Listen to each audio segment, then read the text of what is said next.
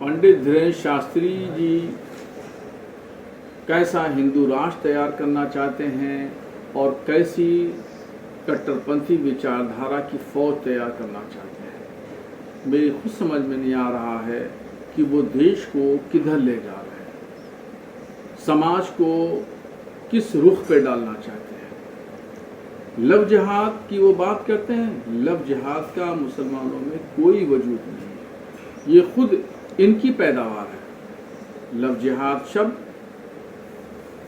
का कोई वजूद नहीं है इस्लामी डिक्शनरी में। ये खुद इन्होंने मुस्लिम नौजवानों के खिलाफ एक साजिश के तौर पर इसको ईजाद किया और अब ये एक हथियार के तौर पर इस्तेमाल कर रहे हैं। इस्लामी डिक्शनरी में, इस्लामियात में लव जिहाद का न कोई मतलब है न कहीं ये शब्द है, और ये बेजोड़ शब्द है।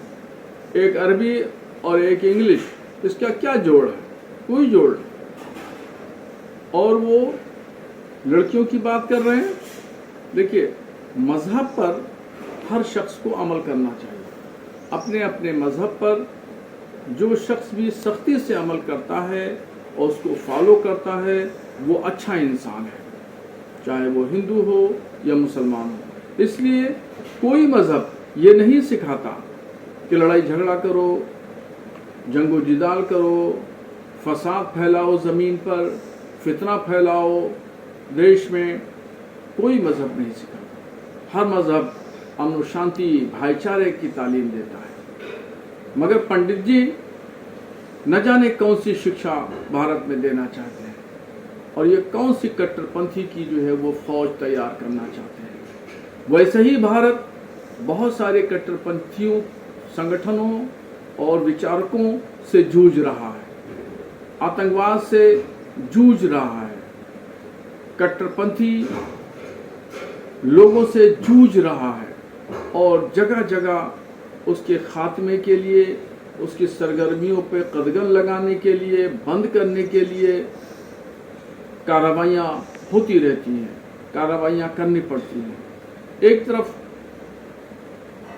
झारखंड, छत्तीसगढ़ के इलाकों में नक्सलाइट का जोर है, मवादी लोग हैं, और दूसरी तरफ मणिपुर, आसाम में बोडोलैंड के लोग जो हैं वो उत्पाद मचा रहे हैं।